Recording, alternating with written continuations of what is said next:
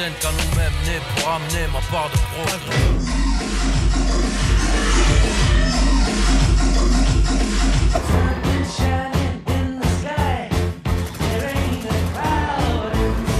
Alors comme ça, il paraît qu'on est déjà arrivé à la fin de l'année 2017. Et qui dit fin de l'année dit bilan. Et on voit débarquer sur YouTube des milliers de vidéos, de tops, de listes ou de tout ce que vous voulez qui résument les 365 jours qui viennent de s'écouler. Cette année, j'ai malheureusement décidé de passer le pas et d'en faire une moi aussi. À croire que c'est un peu un passage obligé quand on parle cinéma sur internet. Mais au lieu de vous parler de mes films préférés de 2017, ou même de mes BO préférés de 2017, j'ai décidé de simplement en choisir une et de vous en parler. En 2016, c'était Premier Contact qui m'avait pas mal impressionné avec sa bande originale entre ambiance et musique, mais ça on en a déjà parlé. Et cette année, il y a beaucoup de films qui ont proposé d'excellents rendus sonores. Mais ma BO de l'année 2017, c'est...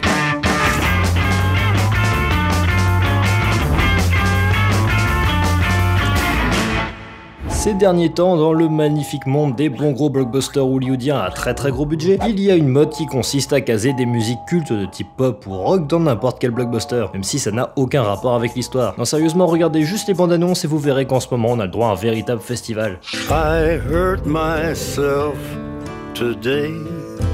Because the sky is blue. Asgard.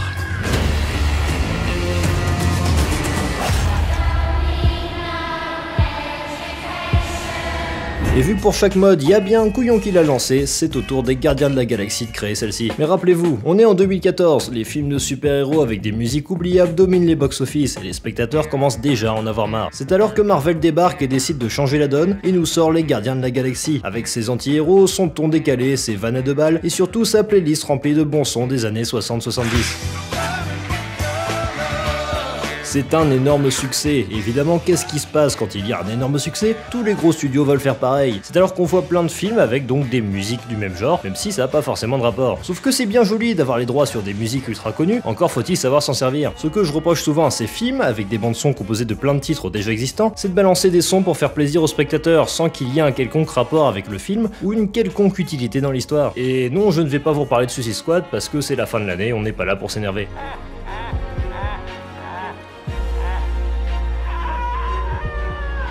Bon là vous êtes peut-être en train de vous dire « Eh mais tu devais pas nous parler de Baby Driver à la base ?» Et je vous répondrai « Si, c'est même le sujet de la vidéo. » Edgar Wright est vite devenu un grand réalisateur très apprécié du public, et la raison est très simple. C'est un auteur, il a un style, une patte très marquée. C'est pas juste un gars qui prend une caméra pour faire ce qu'on lui dit. Son sens du rythme et sa connaissance cinématographique font partie de ses plus grandes qualités, et c'est ce qui plaît. Alors quand on commence à entendre parler d'un certain Baby Driver, un film d'action mettant en avant une bande-son remplie de titres cultes allant aussi bien des années 60 aux années 90, faut avouer qu'on pouvait se poser des questions. Edgar Wright qui lâche les films ultra référencés, plutôt comiques pour s'aventurer sur de l'action pure, ça a de quoi rendre curieux, et heureusement ça a donné un excellent long métrage et une excellente BO.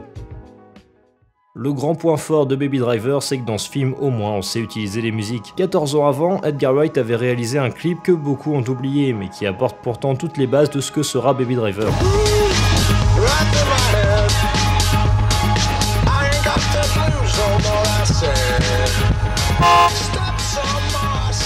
Dans ce clip, tous les éléments importants de l'image sont en rythme avec la musique. Il y a toujours du mouvement, la synchro est parfaite. Quand la musique est calme, l'image est calme. Et quand le son part vraiment, l'image suit. Le petit plus, c'est que c'est le personnage du clip qui écoute la musique, pas simplement un clip pour habiller la musique. Ce sont les sons qui ont inspiré une petite séquence et pas l'inverse. Et tout ce que je viens de citer est présent dans Baby Driver.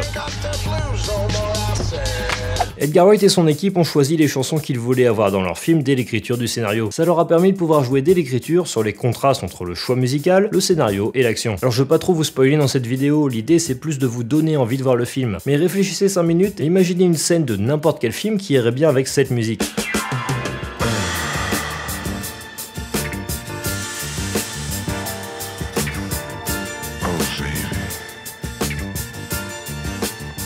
Et bien dans Baby Driver, quand il y a cette chanson, c'est exactement l'inverse de ce que vous aviez en tête qui est à l'écran. Sérieusement, c'est du génie d'utiliser une musique pleine de préjugés à ce point dans une scène pareille. Mais histoire de bien comprendre pourquoi j'ai adoré le son du film, on va s'intéresser à son tout début, et après je vous laisserai découvrir tout le reste. Alors on commence tout de suite par une grosse séquence musicale, il n'y a pas de dialogue pour expliquer la situation. On est directement dans la voiture qui sera un peu le fil rouge du film. Pour nous accompagner, on peut entendre Bell Bottoms de The John Spencer Blue Explosion.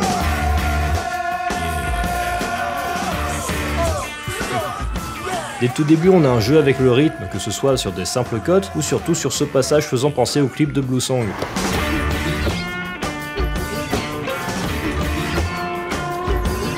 Là aussi le personnage entend la musique et ce sera justifié dans le scénario plus tard. Et ce qui est vachement bien avec ce principe d'imager la musique, je trouve, c'est que ça peut aller très très loin dans la synchro.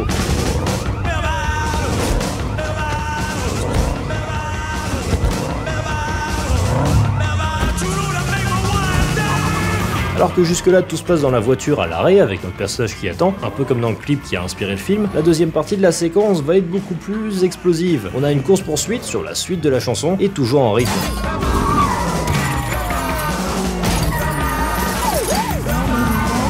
Pendant 5 minutes on n'entend qu'une seule musique et rien d'autre à part un petit peu d'ambiance. L'idée c'est plutôt de transformer une scène d'action en un véritable clip musical, et ce sera le cas pour toutes les scènes importantes du film. Ici toutes les variations de la chanson sont extrêmement bien illustrées. On a le début plus calme où la voiture est à l'arrêt, le petit passage qui nous dit oulala attention c'est là que ça va péter, et enfin la fameuse course poursuite à la fin. Pendant 5 minutes on va être scotché à notre siège, et je vois sincèrement pas comment on peut faire un meilleur début pour un tel film.